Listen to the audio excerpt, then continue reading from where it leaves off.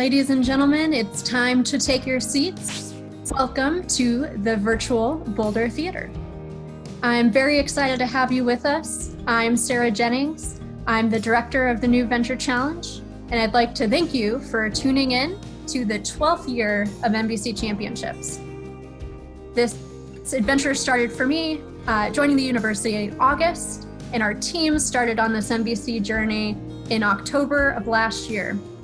We've had over 6 months with some remarkable work by our teams that has been inspiring, and I'd like to commend everyone for their adaptability during this crisis. NVC is a cross-campus miracle. We have volunteers from all corners of campus that make this happen. The convening force behind the New Venture Challenge is our Innovation and Entrepreneurship Initiative, which I'm a part of. In addition to myself, I want to give a shout out to our team, led by Vice Chancellor Terry Fees, our Director, Chris Gustafson, and team members Caroline Grinnell and Mallory Richardson, and this would not be possible without them. So here's how the night's gonna go. First, some logistics. Artem, can you throw up the Twitter slide? Great. So we're going to be live tweeting, and we'd like you to join with us. Please go ahead and use the hashtag NVC12. Another logistical item, I would like you to make sure that you have your phones handy. We will have an audience interaction piece at the end of this program, so please make sure that those are charged. Tonight has 4 acts. The first act is we're going to start off with some introductions. The second is we're going to have 6 companies that are going to be presenting their ventures. The third is while the judges go away and deliberate, we will have the audience, that's you, who will get to select an Audience Choice Award winner, as well as giving away $1,000 to that team. And our fourth and final act, we will award $100,000 in cash prizes and $50K in investment prizes at the end of the program. So it is with great pleasure that I turn it over to our NVC faculty director and MC extraordinaire, Brad Bernthal. Thank you, Sarah. Welcome to the New Venture Challenge's 12th championship event. It is great to have you with us. There are over 650 people registered to join us tonight. Boulder has a population of about 120,000 people, so with some quick lawyer math, I can tell you that means roughly half of Boulder is here with us tonight for the championships. Let's start out with a shout out to those on the medical front lines. Emergency responders, technicians, nurses, doctors, those like my wife, Andy, who work with the elderly in retirement and nursing homes, and to others like volunteers at our homeless shelters, trying to keep vulnerable populations safe right now. These are the heroes of our time. They are rising to the moment, and I want to thank them for putting on the line for all of us right now. This is our 12th year. We've staged the NVC Championships amid adversity before.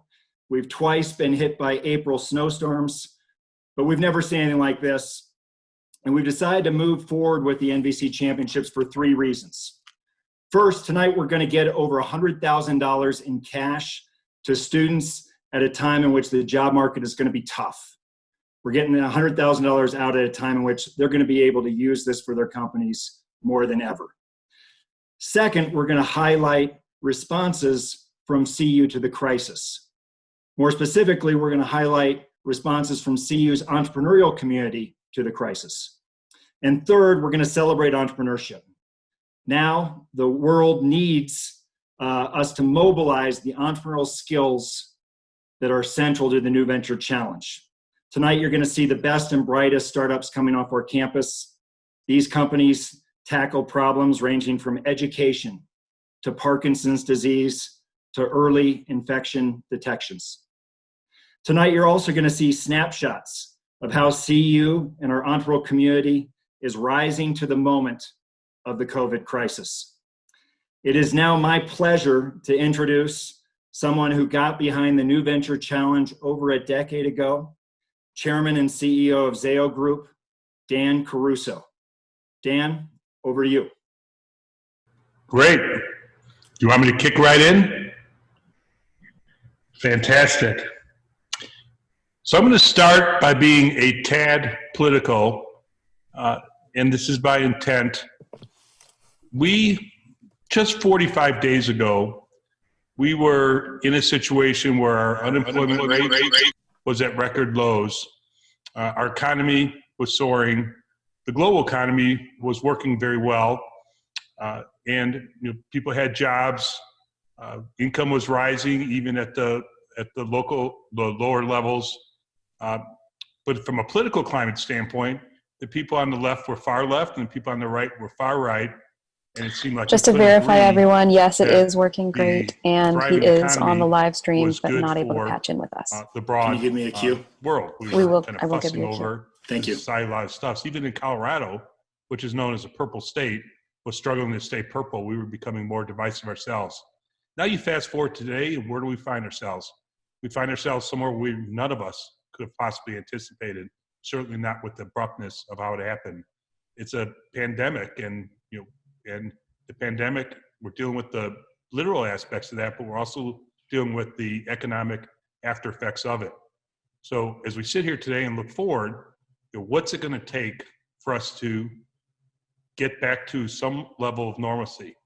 Well, one thing it's going to take, in fact, probably the most important thing, is entrepreneurs.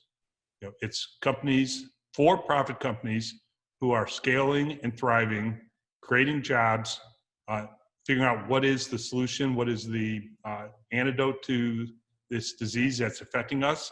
It's entrepreneurs who are going to come up with those solutions. Medical professionals who are thinking about, boy, how do we come up with both a cure to the disease for those who have it, as well as ways of dealing with it in the meantime, as well as eventually a vaccine. But even more so, it's going to be entrepreneurs who help us recover economically from the environment that we're in right now. In Boulder, we've had a bit of kind of tension between kind of certain parts of the community of Boulder who haven't been all that excited about businesses coming into Boulder, and businesses who are moving into Boulder, a lot of tech businesses who want to come here and plant a flag and grow.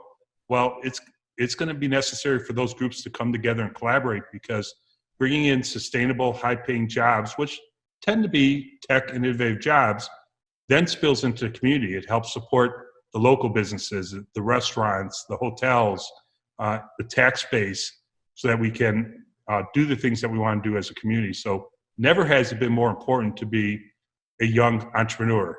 Never has been more important to have big ideas and want to go and pursue them, want to make a difference. So I'm excited that we're using the Zoom platform here in order to continue forward with the New Venture Challenge. I hope everyone in here is reflecting on the importance of what you guys are venturing out to do. You need to create that next generation of jobs, of economic vitality, of innovation, of ways to protect ourselves from the unknown, which today is a virus. Who knows what it will be tomorrow? This is what it's all about.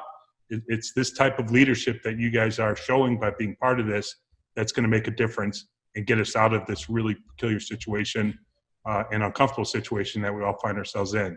So thank you to the New Venture Challenge organizers, and see you, and I look forward to watching what you guys do today. All right, thank you, Dan. The NVC pursues 3 objectives along the lines of what Dan just teed up. First, we collapse the campus. The NVC brings together the next generation of entrepreneurs from all corners of CEU. Second, the NVC connects town and gown. We mobilize a world-class startup community and connect it to a world-class research university. And third, we're going to have some fun. The NVC aims to inspire the next generation of entrepreneurs, and that's who you're going to see in a few moments. Let me take a moment to thank the NVC director this year, Sarah Jennings, as we get going. You heard from Sarah at the outset of the night. She's done a fabulous job. She and our volunteer track leaders spurred 150 companies this year to participate in this year's NVC. That is a record. And she and our volunteers helped pivot the NVC during the crisis in a way that has made tonight possible. So thank you for that, Sarah. And I will just say at the outset of the night, blessed are the flexible, for they shall not be broken. We're going to make it through. There's probably going to be some glitches. I'm probably going to be accounting for more than half of those glitches, but we're going to make it through. We're going to have some fun, and there's going to be a success. Here's how tonight's going to work. We've got $100,000 in cash prizes, another $50,000 in investment offers that will be made, and these are made possible by our sponsors. So if we could put up the sponsors slide, Artem, that would be helpful. Usually I would say, give these sponsors a hug, but a thank you and a virtual fist bump is probably more appropriate this year. I want to say thank you and show our gratitude to the sponsors up on this slide who have made this possible. If you see them in the community or shoot them an email, please tell them thank you. Here's how tonight's going to work. As part of moving tonight to remote, each of our 6 championship companies scrambled, hustled, they did what startups do, and they figured out a way to get us a 5-minute video. I will introduce each company, and you're going to see the video about the company. Then we're going to go live with 5 minutes of Q&A with our judges.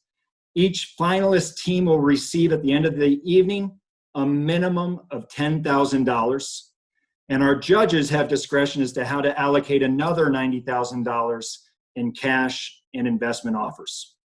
Now, let's meet the judges. We've got a fabulous crew. Here we go.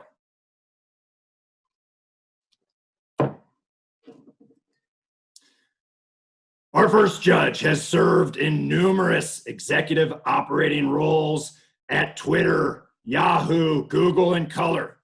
She also served at the State Department and under President Obama. Today, she is the founder and general partner of a venture capital firm, Moxie Ventures. Please help me welcome Katie Stanton.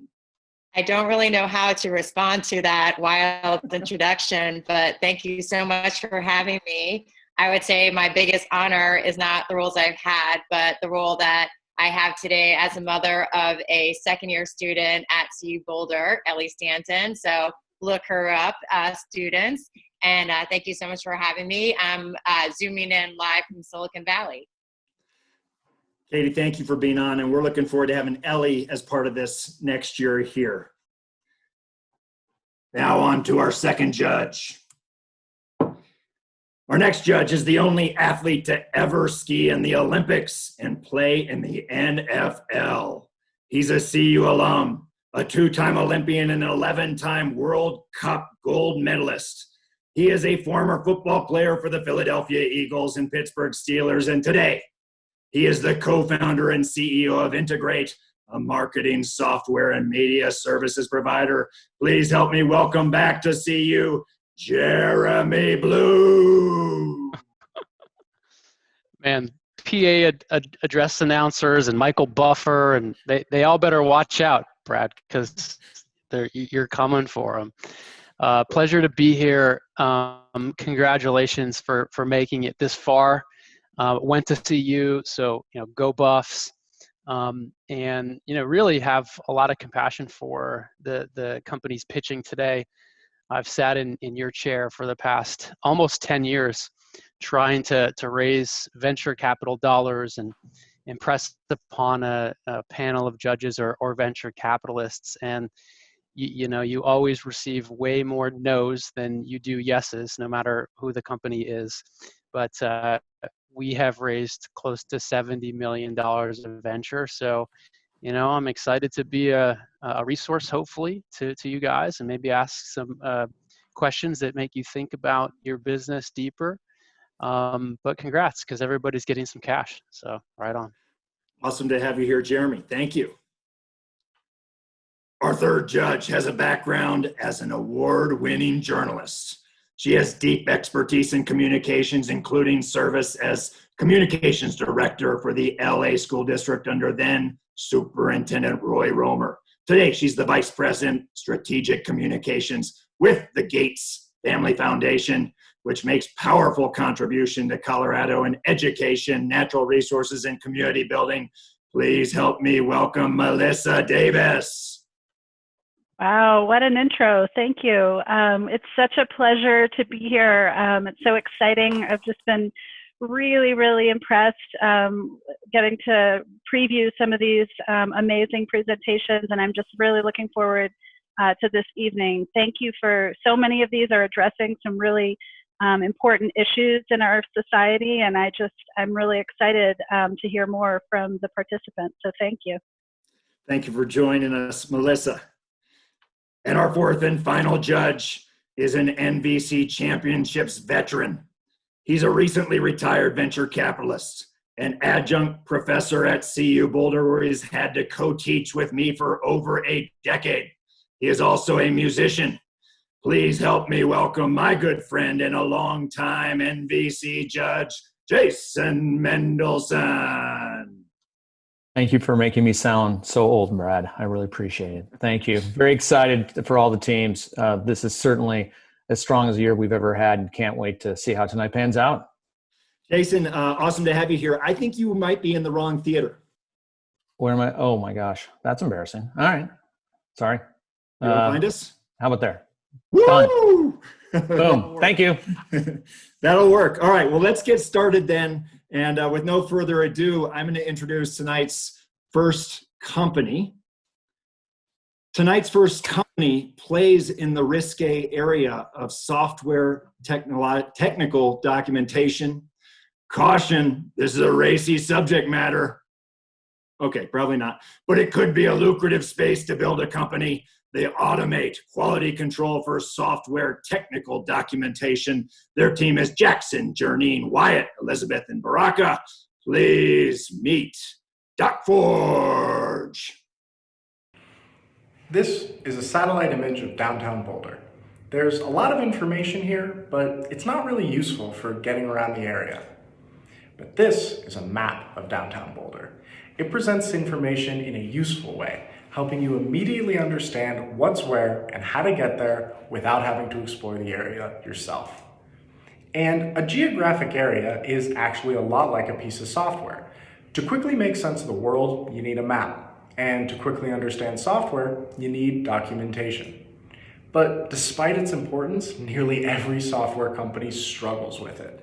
We've talked to a lot of people and heard countless complaints about out-of-date or incomplete documentation, even that produced by industry leaders.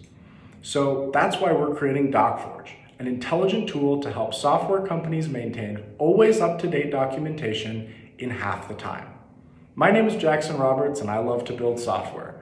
Most recently, I worked at Fletcher Richmond's fast-growing Boulder startup, Halp. My co-founders and I intimately understand the enraging frustration that comes from incomplete or outdated documentation.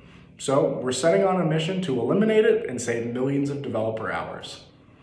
DocForge gives teams organizational superpowers, saving them time and making sure that nothing is ever lost to the clutter or falls out of date.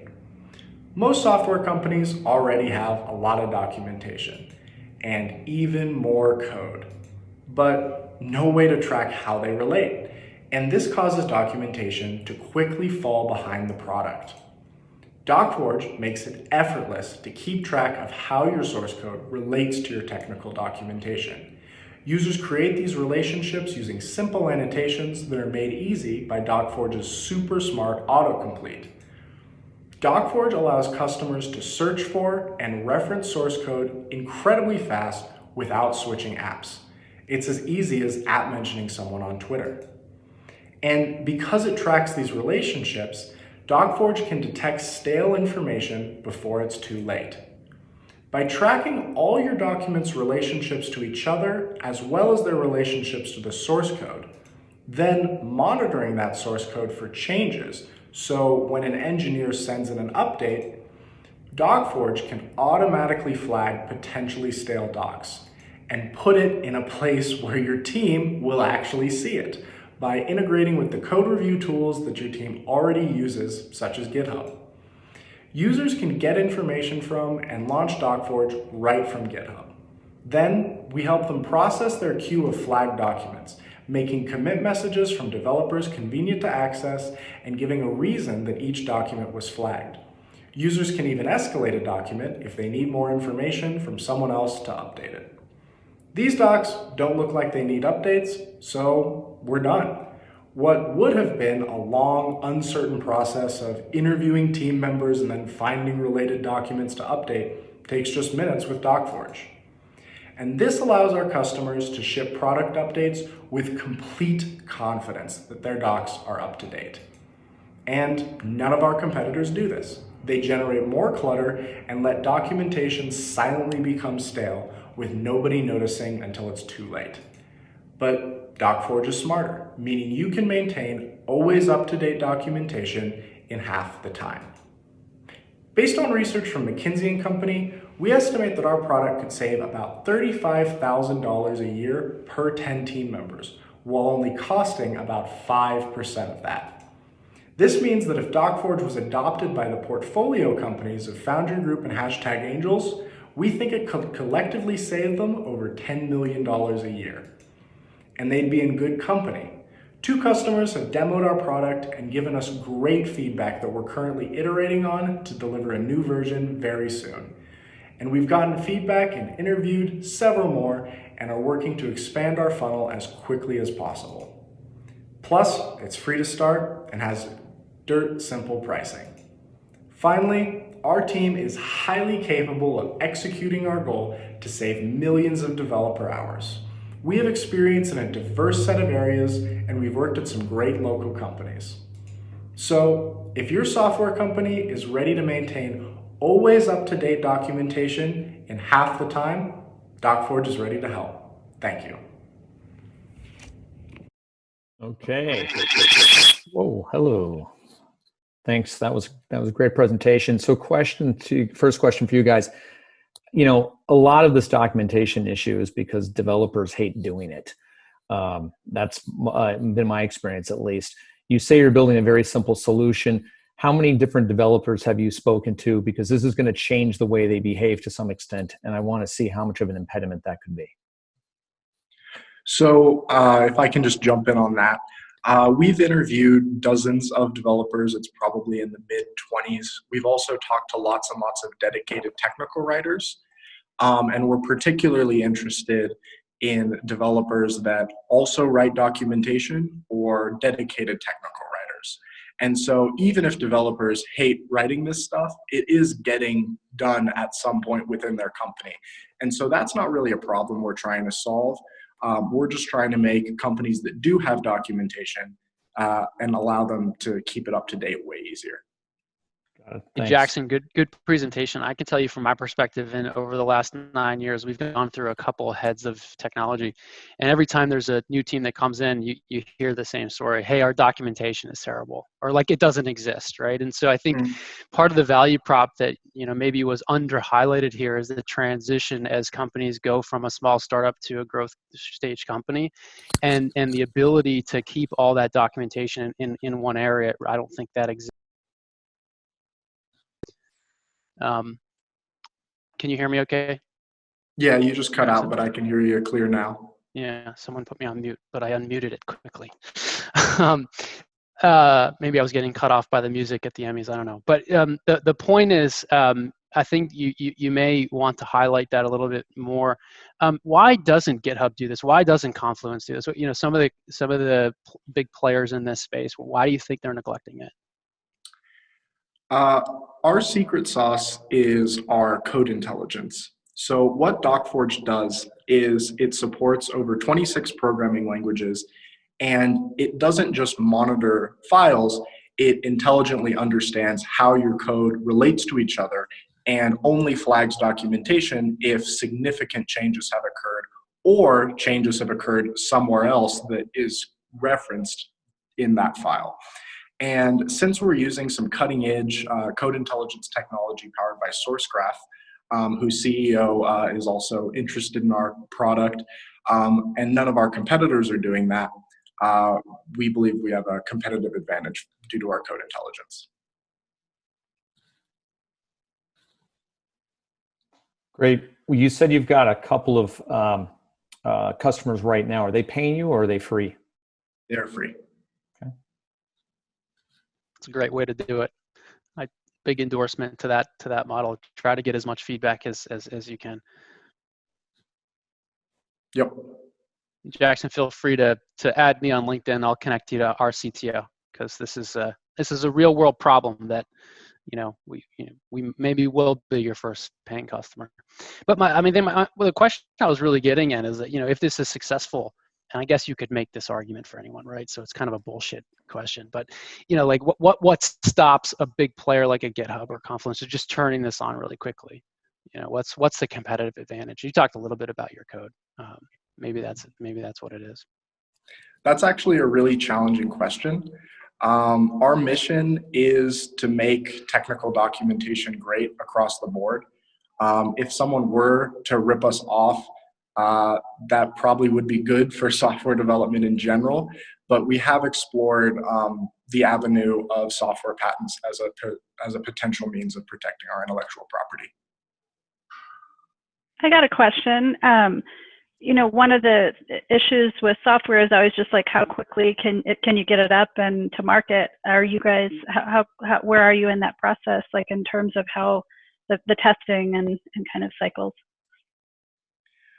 We have delivered an early prototype to some potential customers. They gave us some feedback, and we're working on iterating and delivering a better version to them in the next couple of weeks. Great. Excellent. Thank you so much. Great job. Thank you. Thank you, judges, and Jackson and the DocForge team. That was great. And on to team number 2. Okay. Our second company works on early infection detection. Their family's eyes used to glaze over when they talked about their research. Suddenly, their family members are interested, very interested. This company is the maker of the Sick Stick. Their team is Nick, Rick, Sarah, King, and Camille. Please meet Darwin Biosciences. Hi, everybody. I'm Nick Meyerson, co-founder and CEO of Darwin Biosciences. We're developing Sick Stick, a saliva-based test for contagious diseases. Our world has been turned upside down by the SARS-2 coronavirus. Daily life has changed in unimaginable ways here in the US in just less than a month. Major cities have essentially shut down, transforming business and social hubs into ghost towns. The economic effects of this pandemic are impossible to describe, but will undoubtedly be felt for some time. And then there are the more personal effects that this pandemic has had on all of us. Elderly residents of nursing homes have effectively been shut off from the outside world, being visited only through a window while communicating over the phone with their loved ones. Healthcare workers are isolating themselves from their own families to keep them safe. And here, a friend of mine looks longingly in on her classroom that's now closed for the rest of the school year. For many of us, our lives just stopped. How did this all happen so fast? Well, it really comes down to our inability to accurately detect who is infected with this virus and who isn't. To better illustrate this, here's a typical time course of a SARS-2 infection. Now, we're all aware that once you develop symptoms like fever, cough, and shortness of breath, you can go to the doctor and hopefully be tested for SARS-2. But unfortunately, there exists no test that works pre-symptomatically. By the time you've developed symptoms, you've already been contagious for more than a day, and the virus has been replicating in you for about 5 days. This is exactly where we need a diagnostic test to make more informed decisions about quarantining. And with that in mind, we've developed Sick Stick to be effective at these early time points. It's capable of detecting your body's initial immune response to infection, allowing us to take advantage of this golden window of opportunity. Because it detects pre-symptomatic infection, our tagline for Sick Stick is that it knows you're sick before you do. So how does it work? You can think of Sick Stick like a molecular thermometer that reads molecules in your saliva. A saliva sample is provided into a cup where indicators of infection are amplified, and then can be read on a paper strip, just kind of like a pregnancy test. A control line tells you the product is functioning properly. A second line lights up if you're getting sick in general. And in the past 2 weeks, we've been able to develop a third indicator line that's specific to SARS-2. Now, there's 2 key innovations in our technology. First, we use saliva as the biospecimen, so forget about those invasive, uncomfortable nasal swabs. Second, the biomarkers of infection are derived from the earliest response to infection, allowing for pre-symptomatic detection. And we have a working prototype of Six-Stick shown here. 2 saliva samples from different individuals are being tested. And when the reactions are run out, you can see that person B is getting sick because 2 lines show up on their test. Now, this person should probably self-quarantine to prevent getting others sick. Now, all the basic science around Six-Stick was developed with a $3 million grant to CU Boulder from the Department of Defense. That's resulted in 5 provisional patents being licensed to Darwin Biosciences. We now have multiple investigatory human trials initiated to test the efficacy of our device, and we've even got a trial design for the military that'll include 500 Marine recruits. The military funded the basic research on our device because they want to use it themselves. Soldiers are kept at close quarters, and because of that, infectious disease spreads like wildfire. So they want to be able to tell who's getting sick so that they can be segregated from others before becoming contagious. So you can envision Six-Stick being used daily by soldiers. Perhaps during breakfast, they pick up their silverware, pick up your Six-Stick. By the time you sit down, results can be uploaded to a central healthcare database so that it's easy to keep track of who is sick and who isn't at a military base. Now, because the military wants to use this every day on every soldier, at a cost of $5, we can project an annual revenue of $1.8 billion. And we think we can start generating that in late 2022 or even sooner, because now we're exploring emergency use authorization through the FDA so that we can help address this pandemic as soon as possible. With the traction gained from the military, we'll enter other markets where we know Six-Stick would be valuable, such as in schools, nursing homes, and hospitals. And eventually, you'll be able to see a box of Six-Sticks on the shelves at CVS, allowing you to actively monitor your immune system so that you can detect if you're sick before you develop symptoms. The Six-Stick team is led by me and Dr. Sarah Sawyer. And just last week, we officially added Rick Whitcomb as our COO, who has vast experience building companies. Thank you, and I'll take any questions at this time. Well, Nicholas, you have amazing presentation and spectacular timing for a product. So congratulations on so much success so far. I have a few questions for you. How accurate are the results? How do you anticipate reducing the cost? $5 a test seems a little high. And then where are the tests developed? Thanks for that question. So I'll start with the accuracy, and we're very interested to get more data on that. We are currently running a number of different trials, 4 in total, and hopefully we'll start another one with the military soon to address exactly that. And we're going to do that in a number of different ways with different patient samples ranging from a range of different diseases. So we'll have sensitivity and specificity results soon, probably within the next 4 to 6 months. The cost of the device is currently in our hands on the order of $3 to $4. And so that's why we're so confident in having an at-sale cost on the shelves of $5, because we're already making them pretty cheaply in our lab. And those costs will only go down once we start large-scale manufacturing.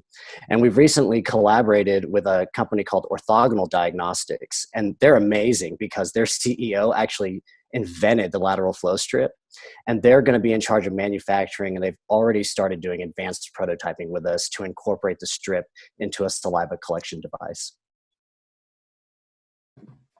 How long has this technology been around? Obviously, you started working on this well before. What's going on now? And do you have any assumptions about accuracy?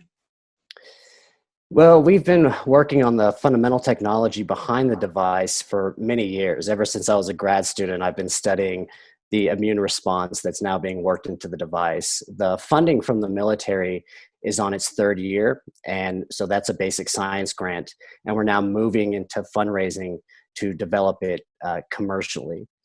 As far as what I think the accuracy needs to be, most diagnostics perform well if they're above 90 to 95%. The current coronavirus tests are performing a bit poorly than that, 70%. We do think we can beat that.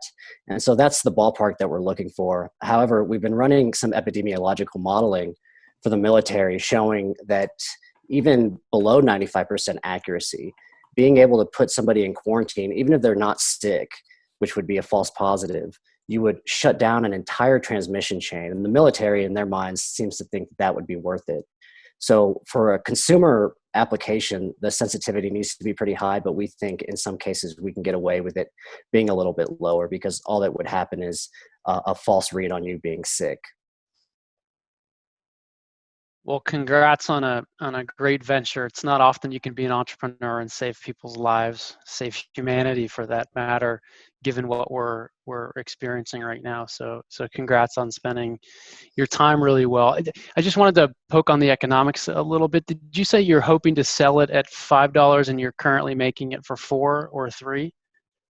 Did I hear that right? That's correct. And that's our, the duct tape prototype that you saw, where we're making everything by hand in the lab right now.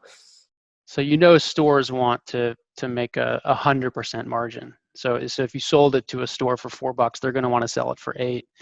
With a 20% profit margin, retail would be difficult. Now maybe you could go direct to consumer. I don't know what the efficacy of that might be, or if there's some barriers to entry to sell directly to consumers. Are there any barriers of entry to sell this product direct to consumers? Because with that kind of small profit margin, I wouldn't be too optimistic of selling this at retail.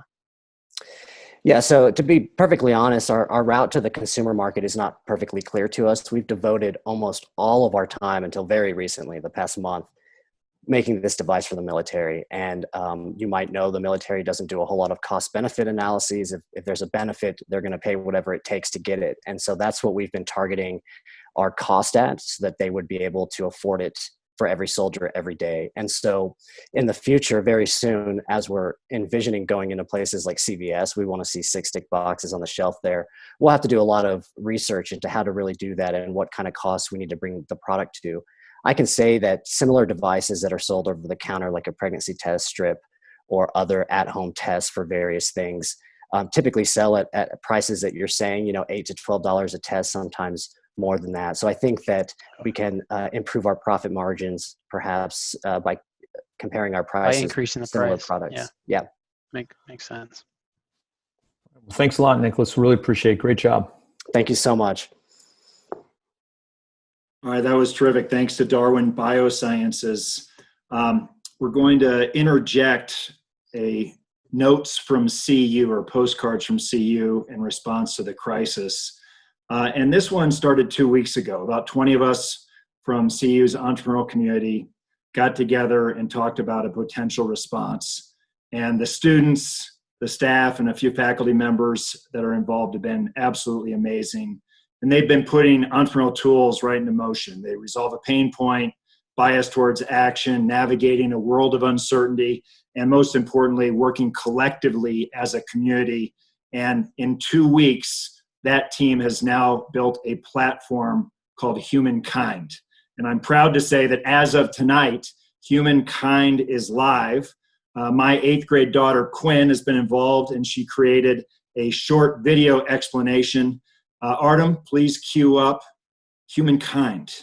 In the future, each of us will have to ask ourselves, what did I do to help? Now's the time for each of us to rise to the moment. You are the right person to respond to the COVID-19 crisis. Humankind finds you the right cause to help. Our community has powerful needs. The needs around us are growing by the day, and they're going to get bigger. University students are powerful. We need to match the power of the university with people and causes who need it. Humankind bridges the gap between CU and other university students who can help, and individuals and organizations in the community who need our help. We help you identify how to use your skills in a way that makes a difference. For example, many elders in our community have been isolated for 2 weeks and counting. University students can bring a ray of light into this vulnerable population. Humankind helps students adopt an elderly friend. You can connect by phone or web or online game in ways that provide crucial interaction for those who are isolated. Humankind helps university students find other ways to make a difference. We plan to set up tutoring help for children of health responders who are on the front lines every day. You can run errands such as getting groceries for vulnerable populations. Humankind also provides a repository of university resources for small businesses as well as creatives looking for help. Go to humankindnetwork.co to raise your hand. If you can help, please sign up now. If you know of networks in the community that need university help, please sign up now. Humankind matches the power of university students with the powerful community needs of our time. Now is the time to act. Together, we're going to make a social difference from a social distance. All right. Well, I got to say, being part of this team and the students who have put an oar in the water to build Humankind has been humbling. And I encourage you to go to Humankind if you're a student looking to raise your hand and volunteer. If you've got an organization that could use university age help, please go register now. And I've been super proud and humbled to be part of that effort. All right, back to our companies. Our third team protects individuals by ensuring that a drink is just a drink. Led by Zaina, please next meet Friends.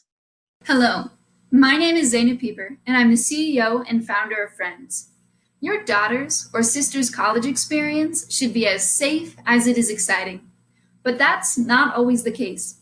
Last academic year, 21 women were drugged at a fraternity house party on the Hill. 3 were hospitalized, and at least 1 was sexually assaulted. The scary thing is that this is not a unique experience. In fact, we expect over 2,000 CU Boulder students who are currently taking classes to be involuntarily drugged during their time here. There are 1.2 million students across the nation that will have the same experience when school comes back into session. The crazy thing is that there are products on the market right now to allow you to test your drink for date rape drugs. And yet, when we did a survey of 300 college students across 5 campuses, we found that despite the fact that 81% of them desired a product to test their drink for date rape drugs, and 82% of them were aware of such a product, only 1 person had actually used one. The question is why? What's missing? And that's the question Friends is here to answer. We've done over 100 in-person interviews and collected more than 700 online survey results. And we know that what students are looking for is more than just accuracy, though of course that's important. They also need a product that is discreet and easy to use, something they can't find on the market right now. And that's where Friends comes in with our product, Check Please. We empower women to know when their drinks have been tampered with by embedding date rape drug testing kits inside of common phone accessories that stick onto the back of your phone like a pop socket. Because it's a common phone accessory, when students take Check Please out with them, nobody will think twice. Check Please blends in. Additionally, we are dedicated to providing only the best of chemical testing technology. So we're pursuing a partnership with Undercover Colors, where they have created the chemistry to identify date rape drugs. And we embed it inside of Check Please, where we have developed an end user design that really meets our customers' needs. And together, college students can test for the top 6 date rape drugs in over 100 types of drinks. And we do that with 99.3% accuracy. But not only are we confident that our technology will work for students, we know our design will too, because it's easy to use even after you've had a couple. Step 1, open the slider. Step 2, tap your finger in your drink. Step 3, touch the pink tab. After 30 seconds, on the white tab, you'll see either 1 or 2 lines. If there are 2 lines, your drink is safe. But if there's only 1 line, your drink has been drugged. And it's time to ask for your check, please, because it's no longer safe here for you or your friends. Because we encapsulate all of these values, 80% of students say they would purchase Check Please when we come to market, which we will do using a razor blade model, in which students buy the original attachment and 4 testing strips. Then, as they use the testing strips, they can replace them using our replacement packages. We're working on a licensure agreement to send to Undercover Colors right now to make that profitable for both of us in the long term. We begin in the beachhead market of 106,000 women, which are the women in Colorado that drink at college regularly. We'll market to them, but also to their parents and to women's empowerment organizations like sororities. From there, we expand into the $3.5 billion market. But we don't stop there. We also are interested in addressing the needs of men and the LGBTQ population. Like we addressed the needs of 9 CU Boulder students who took Check Please out with them this Halloween at our user trial. They came back and told us that Check Please is something that people truly need. The peace of mind that comes from having these technologies is unparalleled. But it's not only CU Boulder students who are interested. We have partnerships with 5 Society of Women Engineering sections across major public universities. That's over 1,000 women who are dedicated to getting Check Please to their members. And we have user trials scheduled with 3 of them this fall. I have a strong team of mentors, and I'm searching for a co-founder with a marketing and sales background. And together, we are dedicated to getting Check Please to people. Because if just one of those women at the fraternity house party had had Check Please, they all could have gone home safe. Everybody has the right to choose what they consume. Thank you. Melissa, would you like to start? Yeah, thank you.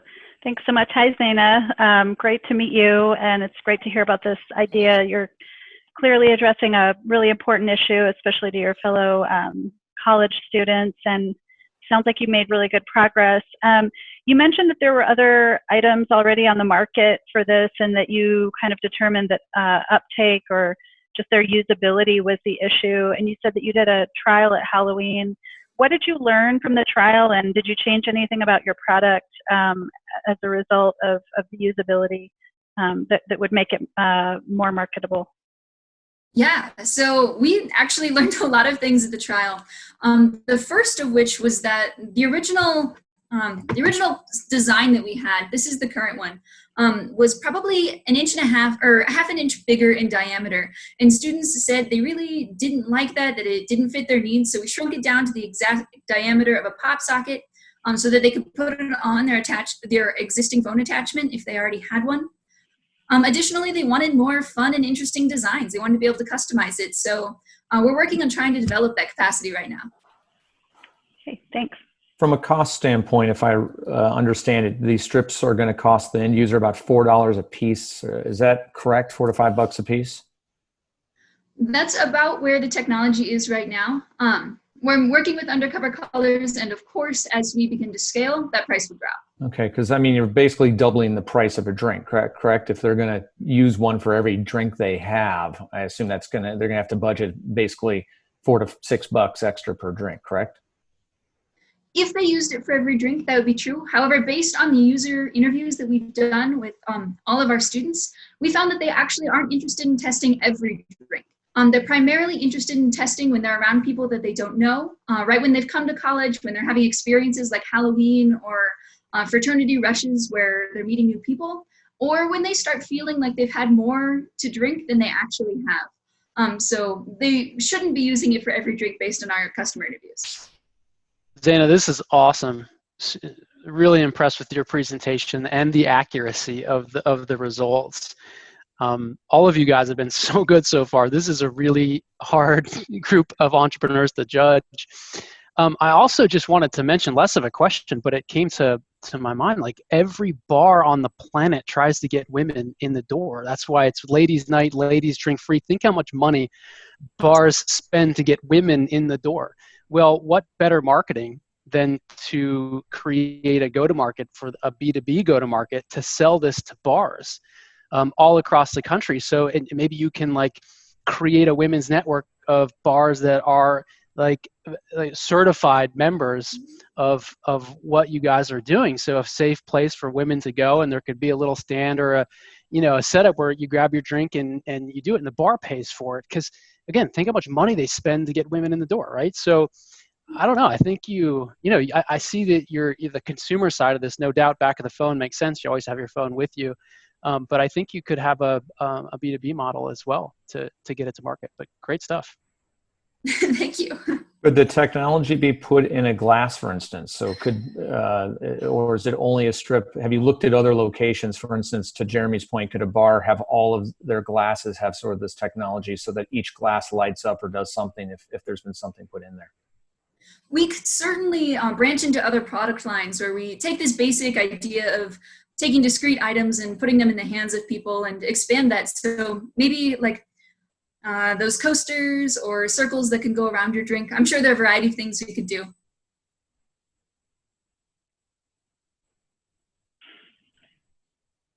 Hey, Zaina, I had a quick question for you just about your team. You mentioned that you had some really great mentors that you were searching for a marketing and sales person. are there, what else do you think you're going to need to make this great idea go forward? Like in terms of team? So we know that something that's going to be really important to us and really succeeding in the future is building community. So really a mentor with a lot of connections inside the Panhellenic Society, really like getting us inside the door of national sororities, or presidents of national SWE chapters, Society of Women Engineer chapters, or people who really can help us market this to the right kind of people that really need it, and we get it to them in mass as quickly as possible to start solving this problem. Great. Thank you so much. Yes, thank you all for your time. I really appreciate it. Those are some of my favorite moments when the judges and the companies start to shuck and jive and brainstorm like that. Thank you, Zaina and friends. And now our fourth company helps PTSD sufferers use immunobiotics. This next team also has a company name that I practiced for about 15 minutes this afternoon. Their team is Christopher, Noah, Adam, and Christopher. Please meet Mycobacteria Therapeutics. I think I actually said that right too. Mycobacteria, take it away. We are Mycobacteria Therapeutics. I am Dr. Christopher Stamper, and this is my partner, Dr. Adam Bohr, and we are developing something truly exciting. A novel immunobiotic supplement that treats the symptoms of post-traumatic stress disorder by reducing inflammation in the brain. I currently work for the U.S. Department of Veteran Affairs, and I have seen a veteran go into a full-on panic attack in the middle of the VA because their PTSD was triggered by crowds and large open spaces. This is truly a debilitating disorder that can take a fully functional human and turn them into something that nobody recognizes, not even themselves. And if you think that PTSD only affects veterans, you may be surprised to learn that nearly 10 times more civilians are affected by PTSD than veterans. Yeah, folks, everyday trauma is real. Car accidents, sexual trauma, living through a global pandemic can all lead to PTSD. The current treatment for PTSD are antidepressants. Although antidepressants can be helpful, they're also known to be only 50% effective and associated with a number of negative side effects.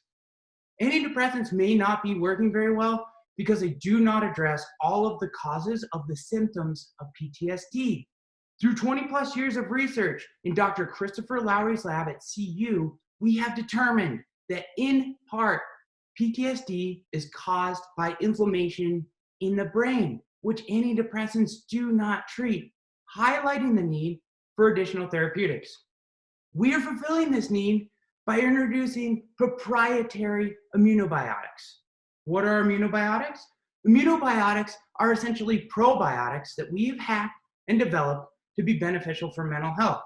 We have shown with several successful studies that our immunobiotics are effective in reducing inflammation in the brain, thereby suppressing symptoms of PTSD and improving overall mental wellness. We have been depicting our product with this icon. However, what we develop in the lab actually looks like this. We protect our immunobiotics with intellectual property, and the deliverable to a customer are patented strains of immunobiotics.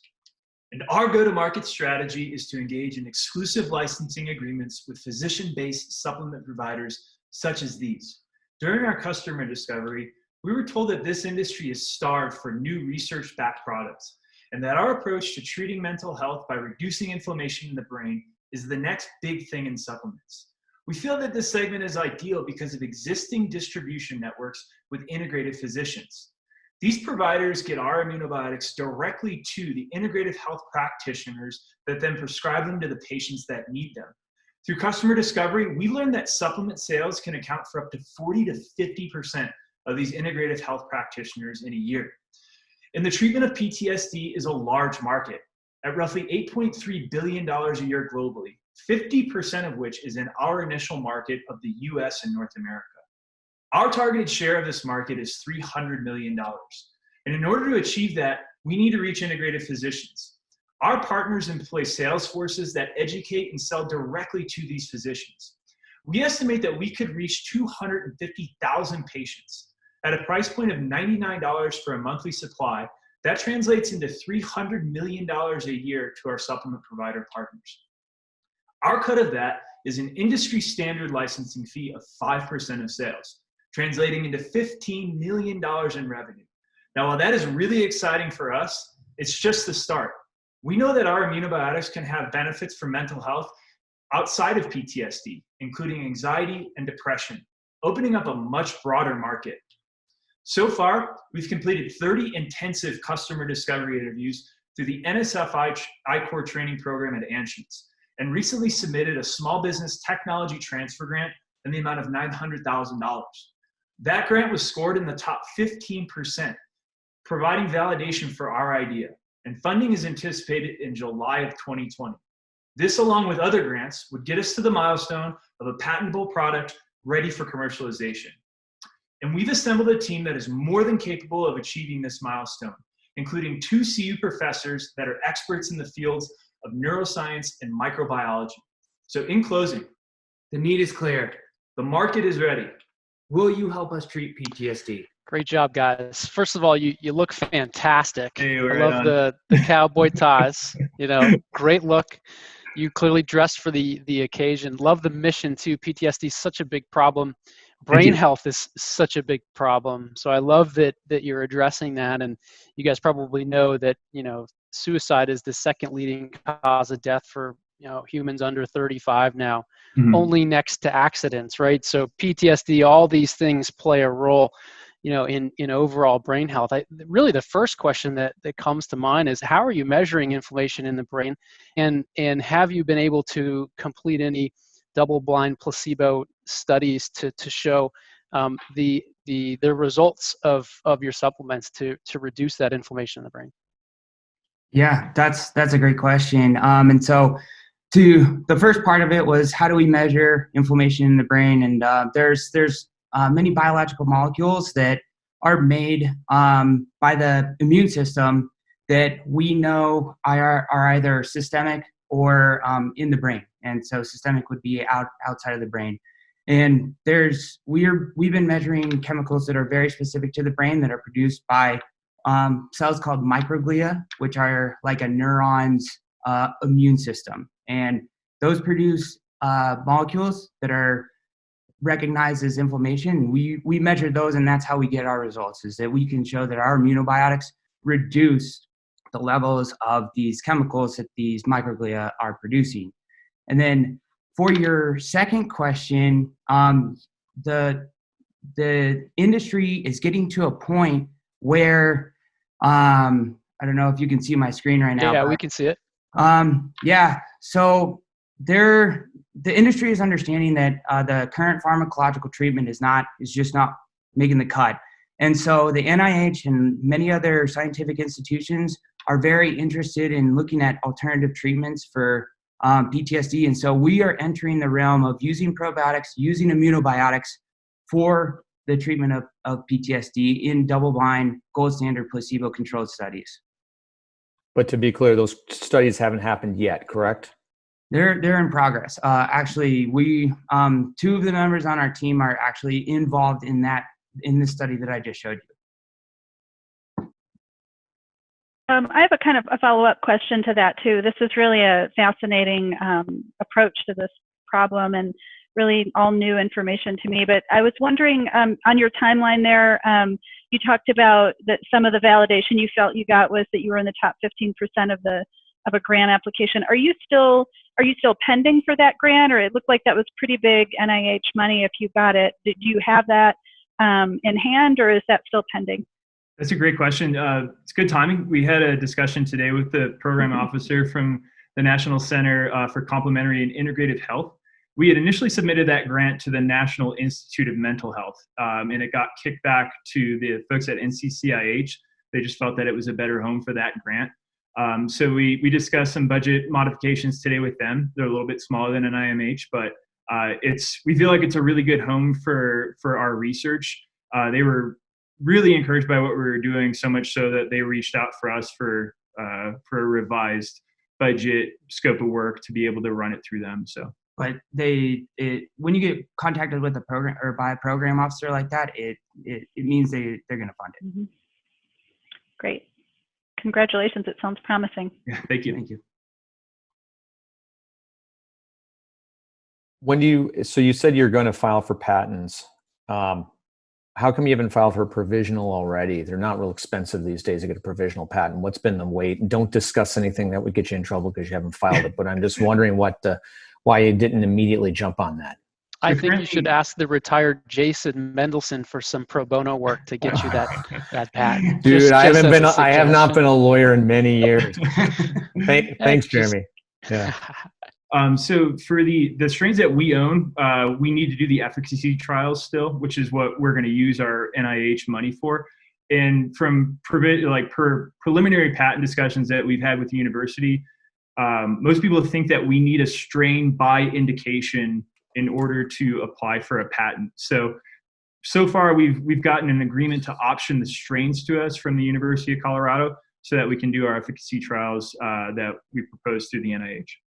Thank you. Mm-hmm. One more question. Okay. I have a question about how you convince doctors that this is the most effective product to offer to patients. I'm just curious about how you go through that process. Sorry. Can you repeat the question one more time? Yeah, so fast forwarding ahead, how do you convince doctors that this is the best product to serve their patients? Yeah, that's also a great question. I mean, the thing about it is that we're in this business to help people, just like doctors. And honestly, we've been contacted by doctors. We talk to naturopaths, and they talk to us about how they suffer when they see their patients suffering. And so when they see that they've prescribed an antidepressant and it's not working, they're really just trying to find something that will work. And so any alternative, anything that may help their patients is what they're looking for, and that's what we're trying to provide. And we also know that 65% of people that are suffering from PTSD prefer some sort of an integrative approach. And what that usually means is some sort of pharmacological treatment, usually psychotherapy, and then other alternative approaches. And that's kind of the niche that we fall into. That's spanning the gamut right now. It's stuff like CBD, stuff like ketamine, stuff like MDMA, like really out there stuff. And it's specific to our market. I think 40 to 50% of those revenues that integrative physicians realize come from supplement sales. So it's a big source of revenue for them.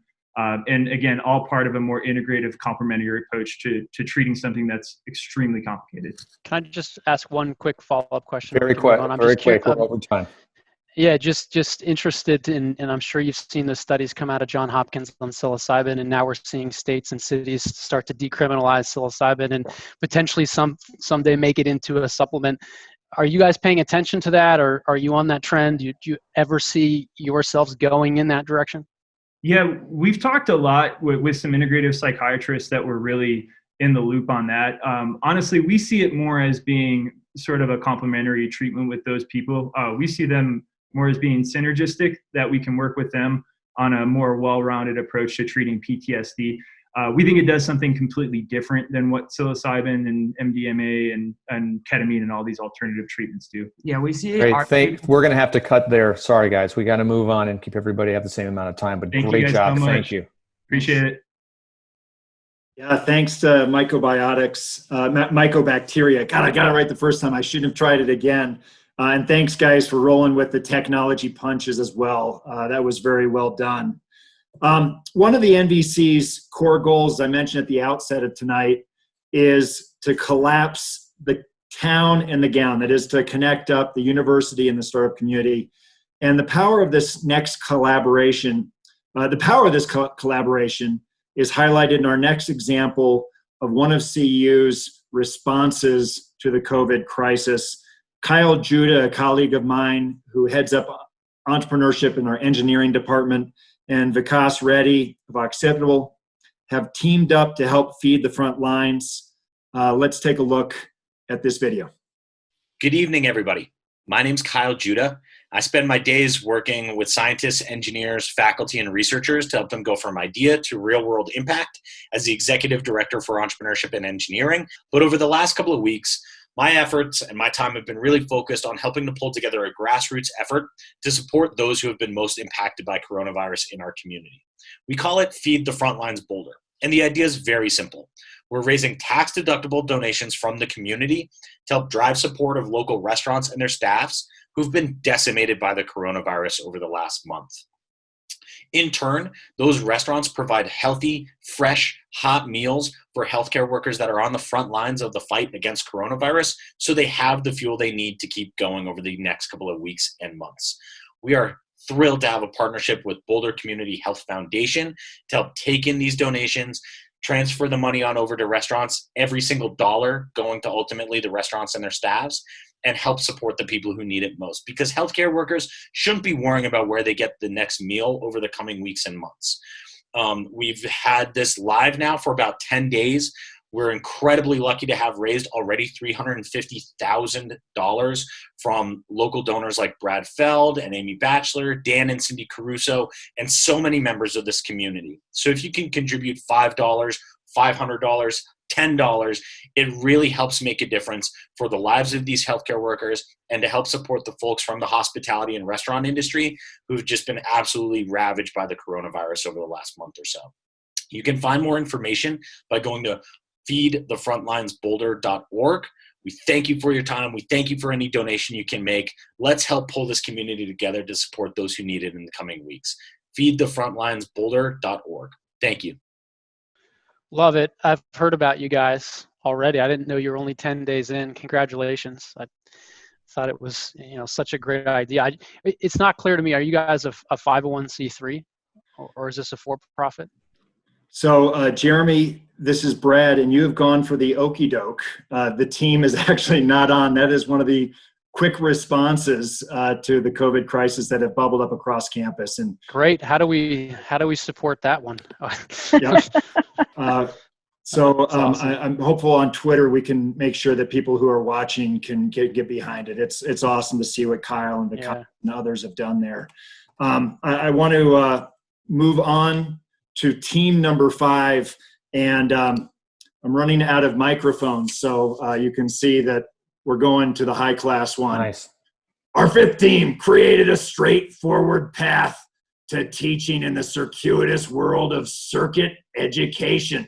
Their team is Cody, Joya, Ryan, Ruhan, Mio, Luke, Richard, and Evan. Please meet Edboard. Hey everyone, my name is Cody Candler and I'm a master's student here at CU Boulder studying educational technologies. And a few years ago, while I was teaching at the Denver Schools of Science and Technology, I saw something. Some of the brightest students were struggling with their coursework, and some of those students who had a harder time with the same content were consistently getting A's. Confidence was the thing setting these students apart. The belief that they could succeed and belong in science, technology, engineering, and math. Fortunately, we have an opportunity to help children develop confidence with STEM. Because from the ages of 5 to 11, children are at a developmental stage where they are establishing their foundation for confidence. And when a child is confident that they can succeed somewhere, that is a launching point for future success. And that's why we founded Edboard Technologies, an edtech company that is dedicated to helping children develop confidence in STEM during that pivotal age of 5 to 11. We're focused on the area of STEM education where we saw the worst accessibility for children, electrical engineering. We're fixing this through the help of our hands-on circuitry kits. And we started by redesigning an industry standard tool. This is a breadboard, the industry standard in circuitry design. It allows you to quickly design and assemble circuits. It's the main tool being used to teach the fundamentals of circuitry. And electrical engineering employers would expect you to know how to use one. Unfortunately, it isn't intuitive, and because it requires fine motor skills, children struggle to use it. So we wanted to develop a tool that could imitate the beneficial properties of a breadboard while being optimized to teach children ages 5 to 11. And that is why we made the Edboard. We kept the same form factor as a traditional breadboard so that skills developed with our kit are directly transferable to the breadboard. We developed electronic components with magnetic connections, adding a fun, tactile experience for the students. And we made our board spacious and transparent so that children can develop a conceptual understanding of the circuits they build. Now, from talking to parents and teachers, we learned that hardware on its own isn't enough. Children need lessons that are creative and engaging and challenging. So we developed insertable story cards that are coupled with story-based lessons that engage students in creative problem solving. Best of all, these stories offer an exceptional opportunity for parents to work with their children while the learning happens, vastly increasing what a child can take out of the experience. Now more than ever, we're reminded of the importance of flexible learning solutions that can work with a variety of scenarios. We've tested our kits with over 700 kids, plus parents and teachers, and while doing this, we're also running an academic study to see how kids learn with our tool. And the results have been amazing. We're at a point where kids absolutely love using our product. Parents are constantly asking us where they can buy it. And educational organizations like after-school programs are directly telling us that they would buy our product because there is nothing else out there that meets their educational needs. So why are our customers getting so excited about EdBoard? Well, our competitors all approach EdTech in one of two ways. Either they make an exceptional engineering tool that is frustrating to use for children, or they make a really fun to use toy that doesn't teach real engineering skills. We win in this space because we combine real engineering education with accessible, tactile fun. And we know we're succeeding here. Because in a study with 20 children, we found that every single kid who used an EdBoard said that they wanted to build more circuits in the future. And children who used EdBoards learned the same content 4 times more quickly than children using traditional breadboards. Could you imagine if schools could teach a subject 4 times more effectively?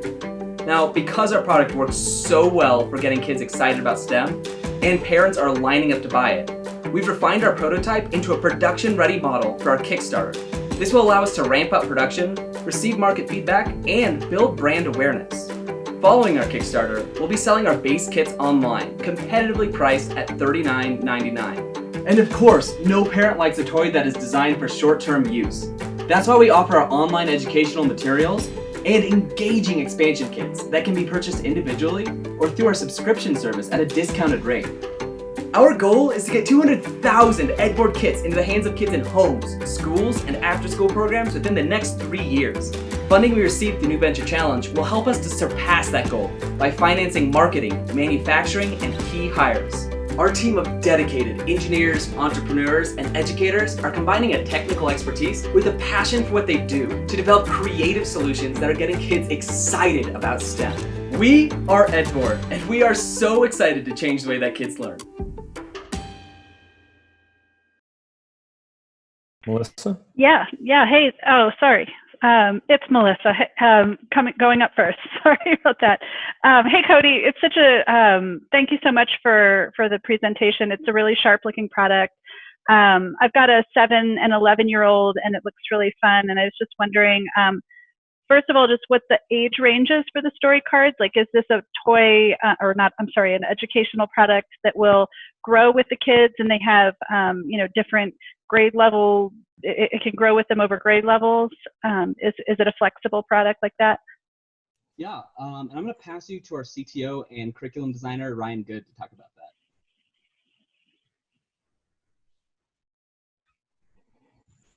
Great, hi Ryan. Muted.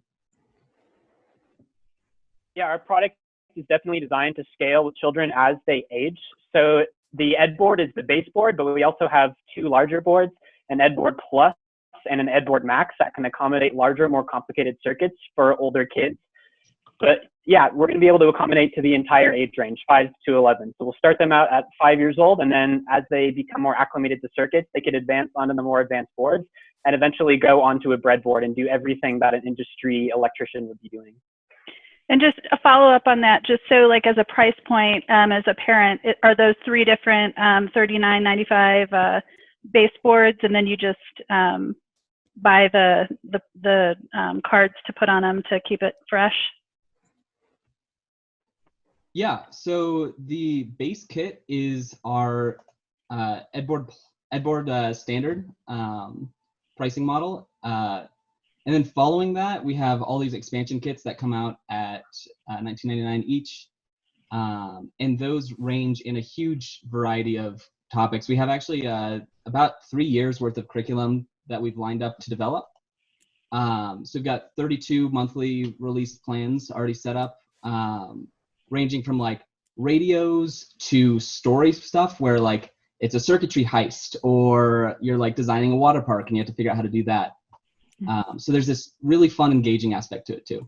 Wow, sounds really fun. Thanks. You mentioned you were going to do a Kickstarter. What would success look like to you for that Kickstarter as far as how many units sold or how much you'd like to raise? Yeah, I'm going to pass you off to our business operations specialist, Evan, to answer that. Yeah, so for our Kickstarter, we're really trying to sell upwards of 6,000 units, and those are going to be our base kits. And then from that, that's where we'll start our subscription service, and that's where we're going to see the majority of our revenue growth, which is what we think is really going to set us apart as a company. But as long as we can just get a good Kickstarter, the more people we can get Edboards in the hand of, we're very confident in our product. And we know that once people are using it, they're going to want to tell friends about it. And we're going to really rely on that word of mouth.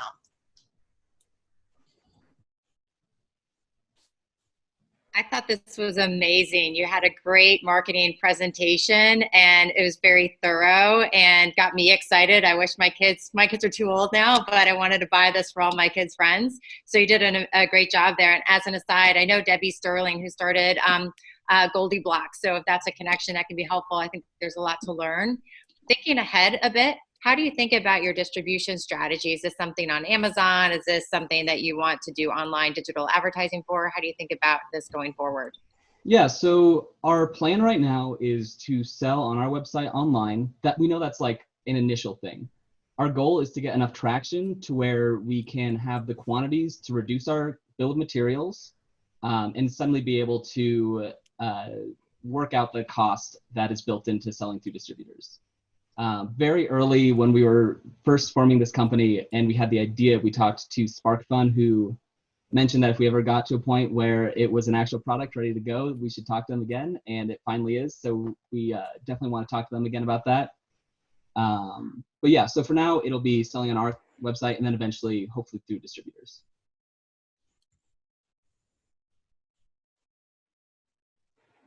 And what other companies have you seen that have been successful selling subscription services along with something like this? Yeah, that's actually something that changed our whole opinion of how we did this company. Very early on, we thought we were going to be a direct to schools, like we sell something and they work with it type company. But we actually talked to Bitsbox back right when we were doing a Catalyze CU a few years ago, very early on in who we were. And they gave us their story about how like they tried to do that and they found that it's such a spiky market that it doesn't work. And so they transitioned to more of an at-home subscription service, and it made them stable, and that's why they're still around today. And that's kind of what inspired us to take our business model. Great. Thank you very, very much. Cody, that was great. Thanks to you and the Edboard team, and nice job of knowing your CU entrepreneurial roots. Nathan Seidel over at SparkFun started that company out of his bedroom while he was a CU student. So fun to see that connection potentially being useful. All right, we are down to our last company for the night and our last introduction. Tonight's final team helps people feel comfortable talking again. This team is Jennifer, Cameron, Tanner, Daniel, and Reese. Please meet Solutions. Solutions.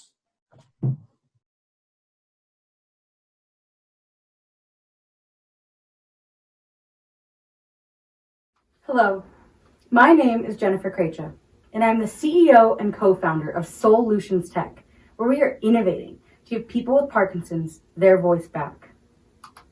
This is John. John was diagnosed with Parkinson's disease 6 years ago. Before his diagnosis, he used to love to go out with friends, be social, and he even loved to sing in his local choir.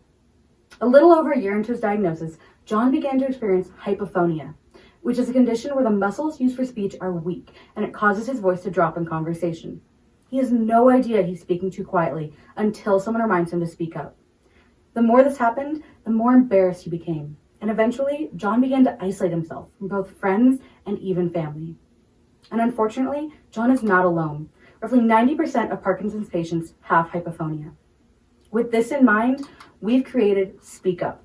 Speak Up is a single unit device encased in a shirt clip that can sense when the user's voice drops too quiet in any environment and gives them immediate vibrational feedback to alert them to speak up. Our device allows our users to be in any different social setting and maintain social interaction through active, discreet, personal feedback. It's easy to use, affordable, and accessible to those who need it. So it allows our users, like John, to leave their house with the confidence and peace of mind that they will be heard. Now, our competitors just don't fit the bill when it comes to active correction and being accessible to everyone. Both Speech Easy and Speech Vive are in-ear devices that cost anywhere from $2,500 to $4,500, making them inaccessible for the average person. And speech therapy is a preventative measure, but it does not help the user in real time. Solutions does. We plan on selling Speak Up to individuals for an upfront cost of $400 for hardware and an optional monthly subscription of $20 per user. This subscription provides access to an application which includes vocal trainings, data tracking, and alerts to caretakers and medical professionals in order to improve the quality of life for the user. Now, we plan on starting out small, with the 15,000 people in Colorado alone that have Parkinson's and experience hypophonia. This gives us a potential revenue of up to $9.6 million. As we expand to the 960,000 people in this country that have this condition, we have a potential revenue of up to $615 million. Now, we have no intention of stopping there. We want to go global to help the 9 million people around this world that have Parkinson's and experience hypophonia today. And this gives us a global potential revenue of up to $5.8 billion. Now, realistically, we plan on getting a 10% market penetration, which would not be possible without the team that we have today. Our team consists of 5 diverse engineers who are passionate about using human-centered design to help underserved populations. We have experience ranging from working in the medical R&D space, research, product design, and even entrepreneurship. And to round out our own experiences, we've surrounded ourselves with a network of advisors to help support us, from someone who started his own medical company and helped invent the first total artificial heart, to someone who started his own engineering consultant business right here in Boulder, to a neurologist who has decades of experience working in deep brain stimulation for Parkinson's patients, and a speech-language pathologist who has extensive experience working with patients with hypophonia. Now, in the past 8 months as full-time engineering students, we've worked hard to complete over 30 user interviews, have completed our first round of beta testing, and started to apply for funding to push this idea forward. In the first year of our business, we will have our first pilot partnership with Golden West Senior Living Facility, file our utility patent, and finish our app development. In the second year of business, we plan on expanding our pilot using our connections at the Davis Finney Foundation for Parkinson's to reach a minimum of 3,000 users and hire sales and marketing personnel to help market our idea towards a broader audience. Now, throughout this past year, we've been using the human-centered design process to approach this challenge from every perspective. The speech therapist we've been working with said that this device would benefit her patients. Our beta test user said that wearing this device made him speak louder. And 100% of the people that we interviewed said that they would buy this device if it was on the market today. At Solutions, we intend to give people with Parkinson's their voice back. Are you willing to speak up with us? Thank you.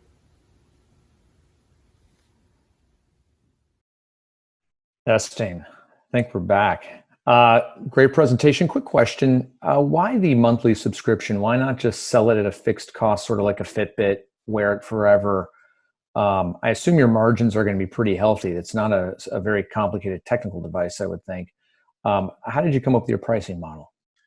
Yeah, the subscription-based model is kind of threefold. So as you can see on this slide here, it will come with the data tracking, which then will lead to better medication dosing for the doctors and pharmacists.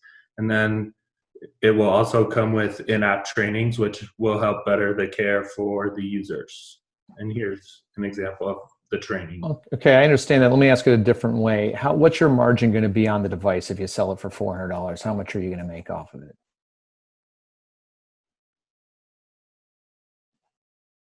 So there you go. Basically a 90% margin. I guess my point would be forget the subscription, give everything to everybody so that people buy more of these and that you don't have two tiers of customers to support. But that would just be my idea.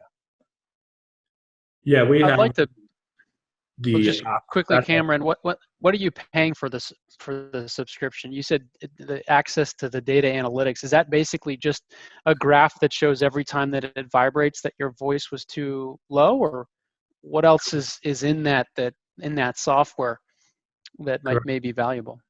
Correct. So in that software will be when their voice drops and how often their voice drops. And then so speech therapists can use that data to better their care. And then also a big problem with the reason these patients, their voice drops is because their medication is wearing off.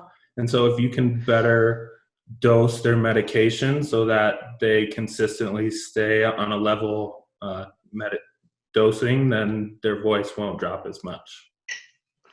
I think I agree with Jason. I think a freemium model on the software makes more sense. And as you develop more capabilities, more sophisticated tools inside the software, then maybe you have a premium offering that, hey, it's, buy the device, you get this monitoring for free, and then you can focus some of your innovation not on the hardware but on the software to create different features and functionality that would be of value. But I think simply just tracking the vibration of when a voice goes too low, that does feel like something that should be free and relatively easy to use. I mean, the whole principle of SaaS, software as a service, is you're paying those engineers to develop new and interesting technology as you evolve in the product. Like Whoop is a perfect example. Jason asked about a Fitbit. Well, Fitbit sells the hardware. Whoop is really more focused on the software. And as Whoop is a fitness tracker. But if you look at the software, they're always innovating. They're always adding new features and functionalities to it. So you feel like your monthly fee is going to build something, a platform that's more powerful than just a device.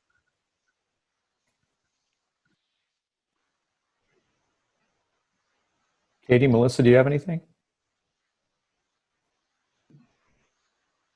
I'll jump in with one. So how important is it that this is hooked up to somebody's smartphone? In other words, is there any concerns about your population not having smartphones and just wanting something simple that literally just buzzes them if they're not projecting well enough? So we've conducted several user interviews. Initially, we conducted around 30 user interviews just to figure out what this device was initially going to be. That was one thing we ran into, is some people didn't want anything hooked up to their smartphone. So the device could operate completely independently of the smartphone. The only connection would be with those data trackings and using them for trainings and connections to the speech therapist. Got it. Thank you very much. Time for one more. Anything else from the judges? Just a real quick question on distribution strategy. So how do you intend to get the word out so patients will know that this is available to them? Yeah, so mainly our foremost goal is getting the word out through our partnerships. We've been in partnership with the Davis Phinney Foundation, several other smaller Parkinson's foundations, and a lot of speech therapists. So that would be our primary go-to-market strategy, is speaking to those different foundations and to those speech therapists. Secondarily, we want to have a pretty big kind of like online and marketing rollout, specifically to target the families of those who suffer from this condition. And through these two different prongs, we believe that we can connect the broader market. Excellent. Thank you very much. Thanks, guys. Thank you. All right, thanks to Solutions, Jennifer and the team. That was great. So here's where we're going to go from here. The judges are going to have 12 minutes in which they will be deciding the results from this evening. A reminder that each finalist team tonight is going to get at least $10,000. And then the judges will be deciding how to distribute $90,000 more in cash and investment prizes. Jason, Katie, Melissa, Jeremy, you've got your work cut out for you. They'll be back in about 12 minutes. Sarah, over to you. Great. We're going to say goodbye to the judges. Thank you all, and thank you, teams. Artem, can you go ahead and share our track and prize lead slide? While Artem's getting that up, we're going to be jumping very quickly into the Audience Choice Award. So if you do have your phone around, you might want to go ahead and grab it. But first, I wanted to give out a couple of game balls, as Brad likes to call them. And the first is to thank our track and prize leads this year, who, again, are the volunteers from across campus. They made a great experience for the teams. We had a record 146 teams compete this year. It wasn't easy. And so I want to say thank you to all of you for a tremendous job. And Artem, the next one. Our next one goes to our steering team. Our steering team is the faculty and staff members who committed their time and their resources and really put their heart and soul into this competition's success. And I want to say a huge thank you to the support from this team. All right, Artem, the third one, thank you to our advisory board. So this is the first year that we have had one of these put together. So it was really a wonderful experiment, and I'm so glad that we got these powerful ideas from wonderful members of the community and who have set us up for some great future NVC successes. And the fourth game ball, thank you to all of our mentors that have come and supported all of our teams throughout this whole process. We like to say that the mentors are the secret sauce that brings together the insight of a world-class entrepreneurial community to our NVC teams. And the fifth one, again, we're giving out over $100,000 tonight, plus investment opportunities, and we cannot do this without our sponsors. So I'd just like to say thank you again. All right, Artem, now we're gonna go to the Audience Choice Award.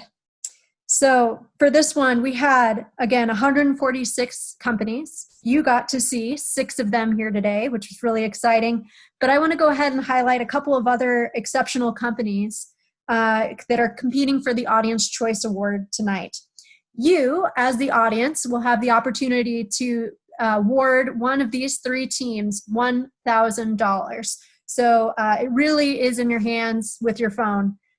So let's get that started. You're going to see 2-minute video pitches from each of these 3 teams. And I'd like to go ahead and kick it off with the first place women's prize winner, Cathport. Artem, can you play that video? Introducing the Cathport, a device to make traditional urinary catheters obsolete.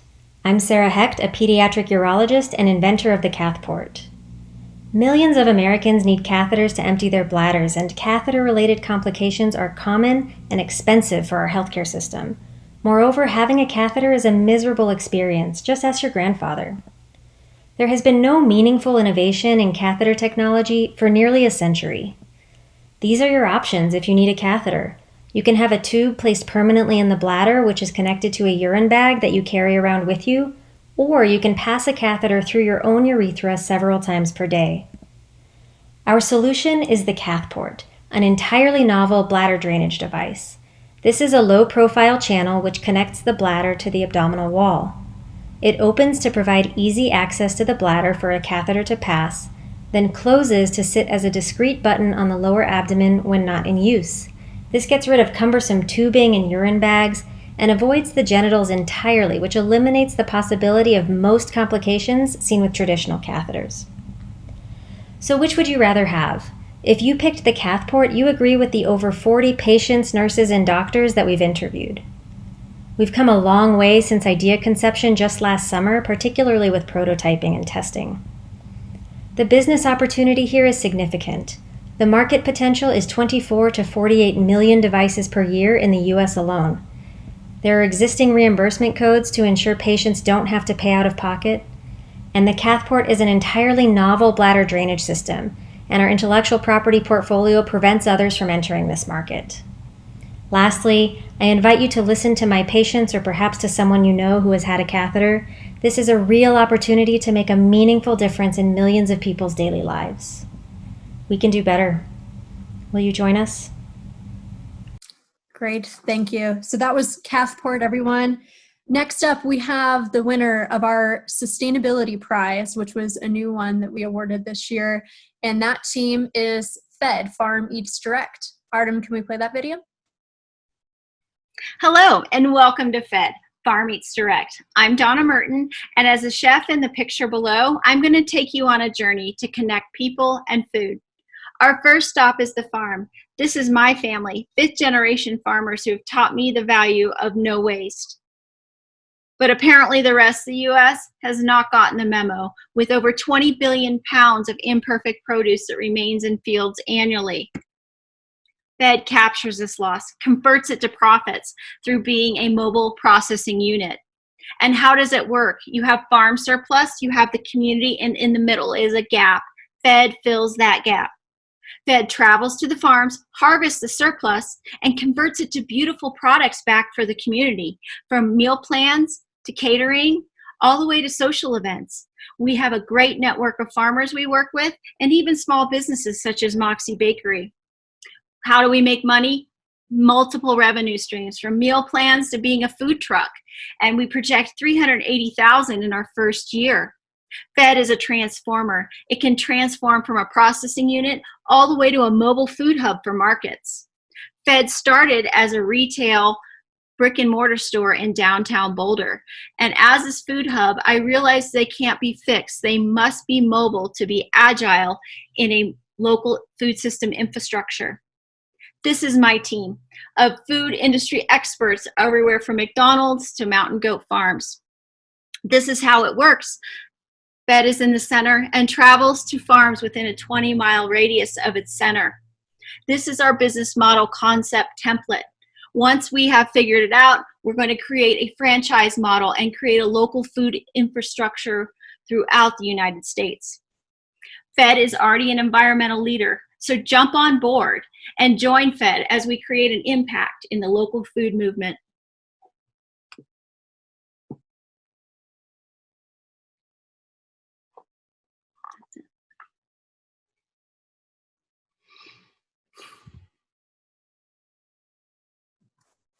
All right, well, that certainly made me hungry. So last but not least, I want to invite our Social Impact Prize winner, TerraWare. So we can go ahead and play that video. Families across the U.S. have piles of clothing waiting to be donated. Unfortunately, many of those will end up here, in the landfill. This is a growing trend. Eco-fashion is on the rise. It's currently a $5 billion market in the U.S. However, through our research, we've identified one group that's overrepresented in the clothing waste that they produce, and that's children. This is in part due to their rapid growth, sometimes growing 7 sizes in their first 3 years of life. But what if there was a way to keep clothing waste out of the landfills that was sustainable, affordable, and convenient? We're TerraWare, a non-profit subscription service that turns pre-loved clothing into re-loved clothing. Our mission is to help families declutter, save money, and be sustainable consumers. Now I'll walk you through how our service works. This is a 2-part model, starting with our donors. Our donors simply log into our website and request a box. We then ship it to them so they can fill it with all of their unwanted clothing ready to be donated. All they have to do is ship it back to us with the prepaid shipping label, and we will clean it, sort it, and make it ready for its next home. The second half is our subscribers. They log into the same portal and answer a few questions about sizes and style. Once they receive their box, they can keep it indefinitely or send it back to us when they're done. This creates a closed loop cycle that allows us to keep clothes in circulation for as long as possible, or recycle the items once they're done being loved instead of sending them to the landfill. We're also able to offer this for the low cost of just $25 a month. Slow fashion is on the rise, and we know TerraWare will fit perfectly into this growing space. Our service is sustainable, affordable, and convenient for busy families. We are TerraWare, turning pre-loved clothing into re-loved clothing. All right, so that was our 3 audience choice contestants. We're going to go ahead and show the slide that has the phone number to text in just a second. So I hope you have your phone handy. There we are. All right, so here's what you're going to do. You are going to text the number 37607, and you can vote for your favorite startup. Again, we have Cathport, Fed, and TerraWare. Only send the number that's on the screen, not the name of the company. And I'm gonna go ahead and give you all 1 minute to do that before we close the polls. So with starting that timer, if you end up finishing early, I would love to have some tweets go out since we're live tweeting this event. If you wanna share with everyone one of the best pieces of food that you've been able to make during this time at home, or maybe one of the most interesting things that you've done while you've been at home as well. And we'll see if we get any of those interesting tweets that we can share. If not, I will keep making things up for the 1 minute while we're waiting for our results to come in. Again, you want to text 37607 and pick your favorite company, Cathport, Fed, or TerraWare, to that number. And we definitely want you to use the hashtag NVC12, otherwise we won't be able to track your tweets. So I'm checking to see if Mallory's got any interesting tweets from our audience members. We're getting really close to closing the poll, so make sure if you have not voted or you're on the fence, it's time to make your decision now.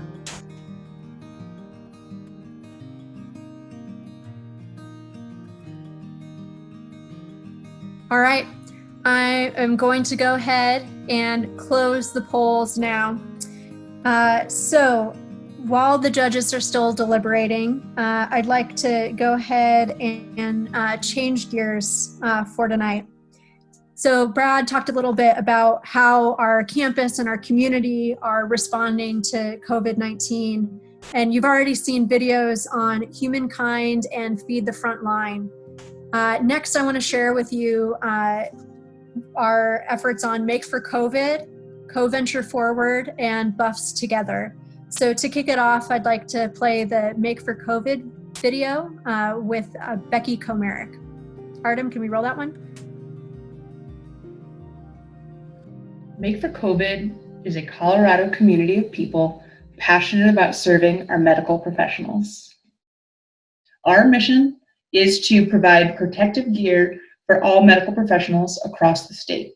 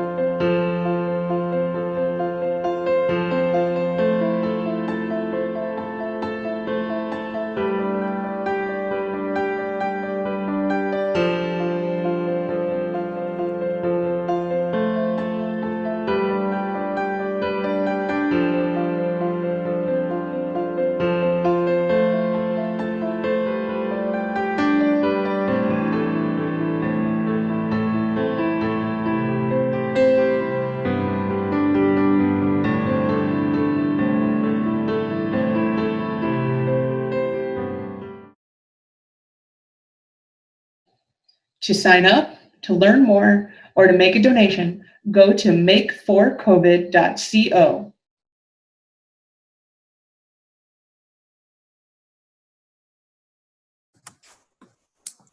Great, thank you. So really great effort there. Please check out that link. Artem, can we go ahead and go to the Co-Venture Forward? Co-Venture Forward is standing up small business assistance with support from faculty, community members, and eventually students. We have a website up and running, and small businesses can click there now to get a mentor. There's also key links and resources through webinars to help you get through this time. And I think that we should have the slide going up shortly to be able to highlight that. Perfect. Great, so be sure to go to that bit.ly. I'll leave it up for just a second. again, for you to go and check out Co-Venture Forward for all of our small businesses, startups, and entrepreneurs that might be on the line. Great. The last effort that I'd like to highlight tonight was just formally launched today, and it's called Buffs Together. Buffs Together aims to rally CU Boulder community while we're apart.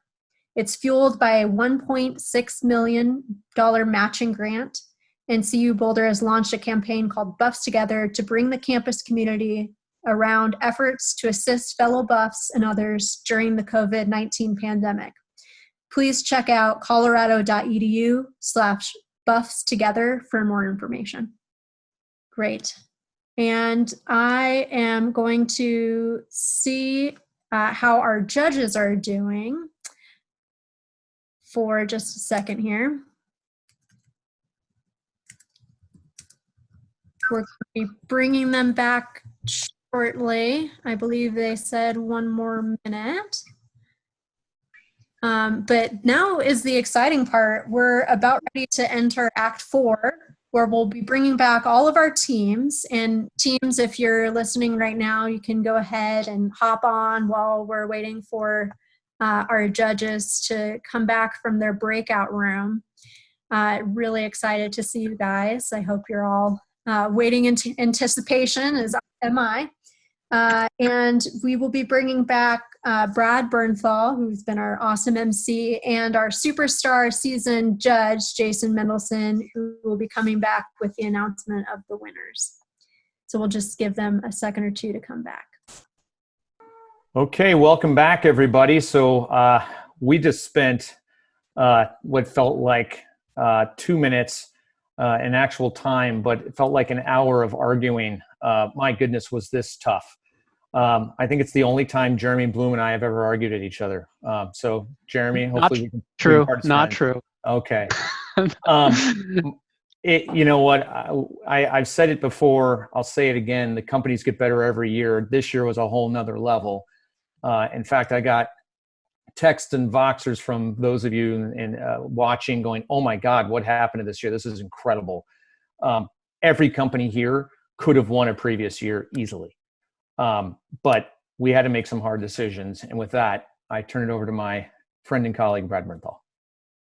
All right. Well, thanks to everybody for joining tonight. Congratulations to all the teams. Let's start with you, the audience, voted early and often for the Audience Prize Award. And Sarah, I don't know who won that, so I'm gonna put you on the spot right now. Who won the Audience Prize Award? $1,000 goes to, drum roll, please. Yes, so I am told that it is Cathport. Cathport, congratulations to them. Woo, woo, woo, woo, woo. Got a lot of hands going up. That's nice.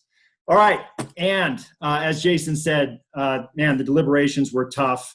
Thanks to the judges for being so thoughtful. And here we go. Without further ado, we had 2 teams tie for 5th place. Tie for 5th place, receiving $10,000. Congratulations to Friends. Friends tied for 5th place. Zaina, a quick word. Congratulations to you walking out of here with $10,000 tonight in your pocket. What did the NVC and what does this mean to you? Yeah, I want to thank all of NVC, the workshops, the mentors, all of the great feedback we've got through this process has been fantastic. I highly recommend it to everybody. So thank you to all of the NVC staff, to all of the volunteers, the judges, the people giving feedback. It's been a great experience. Thank you. And Zaina, you're going to be a pro athlete. You remember to thank the sponsors, the right people. That was great. And also tied for 5th place, receiving $10,000 tonight. Please help me congratulate Solutions. Jennifer, congratulations to you and the team making the championships. What did the NVC mean for you guys this year? NVC meant so much, and we are so thankful for the opportunity and just to be a part of this experience. We're excited to continue our company development, and we wanted to thank Paul Ibanez, Param Singh, and our professor, Dan Riffle. Happy birthday, Dan. Congratulations to Jennifer and the team. All right, rolling in 4th place for the New Venture Challenge Championships, winning $12,500 and just texted in Dan Caruso has said he will buy $5,000 worth of their products in addition to the $12,500 in cash. Congratulations in fourth place to Edboard. Edboard team, congratulations, Cody and your team. What the NVC mean for you guys this year, and what does this money mean for you guys as you move forward? We're so appreciative to be here tonight with all these awesome teams. And huge thanks to our professors, mentors, and families who've supported us along the way. And thank you to Dan, because that is a huge, especially like at this stage of where we are, it's just awesome. And the funding we get tonight is going to go a long way to helping us help kids in this situation. And if there are any education organizations out there listening and you need help right now, we'd love to reach out and help with you guys if you have anything. All right, moving down. In third place of this year's New Venture Challenge Championships, winning $15,000 in cash. Please help me congratulate Mycobacteria Therapeutics. Myco, way to go, guys. $15,000. What's that mean for you guys in the company, and how's the NVC affected you guys this year? This is huge, and the experience in and of itself just brought everything within our business from about 0 to 100. And so we can't thank like CU Ventures enough for putting this on and giving us this opportunity. And we also want to thank our friends and family at home and we're gonna go press some flash at some industry and academic conferences and try to build that pipeline out with the money that we've won here. And yeah, we've had a great business advisory team, and looking forward to doing SAGE. Awesome, or at least bump some elbows with those folks down the road. Yeah. All right, so drum roll, please. In second place, we have the drum roll. All right, everyone's drumming right now. In second place, winning $22,500 in cash and an investment offer for $25,000 more. Please help me congratulate this year's second place winner, Doc Forge. Thank you guys so much. Jackson, congratulations to you and the team. Way to go, guys. Second place. What's the NVC mean for you guys this year? Well, Doc Forge would not exist at all without CU's entrepreneurial resources. Our company actually was birthed during Startup Summer, which is another amazing CU entrepreneurial resource. And we've just felt so privileged to take it through. Got so much great help from so many members of the community. Shout out to you, shout out to Kyle Judah. Really just thank you, CU, for putting on this amazing program.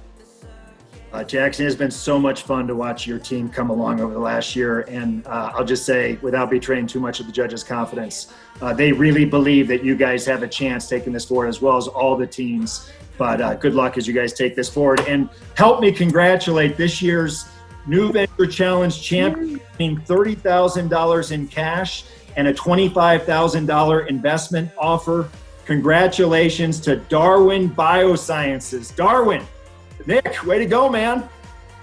Wow, unbelievable. Thanks a lot, everyone. It's really an incredible honor. Thank you to all the judges I've interacted with for the past 2 months, especially to the organizers who pulled off this virtual situation. It's no small task, and it really worked out well. And finally, I'd like to thank my whole team that's been working on this. We've really been busting it for the past few months, and we're trying to change course with this COVID stuff and be as relevant as possible and truly just try to make a difference and help people's lives. So this is just going to propel us forward in ways that we can't even imagine. So thank you, everyone, and everyone else involved. It's incredible. Awesome job. Congratulations to you and the team, Nick, and the judges were inspired by what you're on to. Obviously, this is our times, and good luck as you guys take it forward. Want to thank all the teams, the judges, our sponsors, our track leaders, everybody who makes NVC 12 happen. Sarah, NVC Director, on behalf of the University of Colorado, thank you all for joining New Venture Challenge 12 Championships. Be well. Go change the world. Good luck, everybody. Yeah, good luck, everyone. Great job.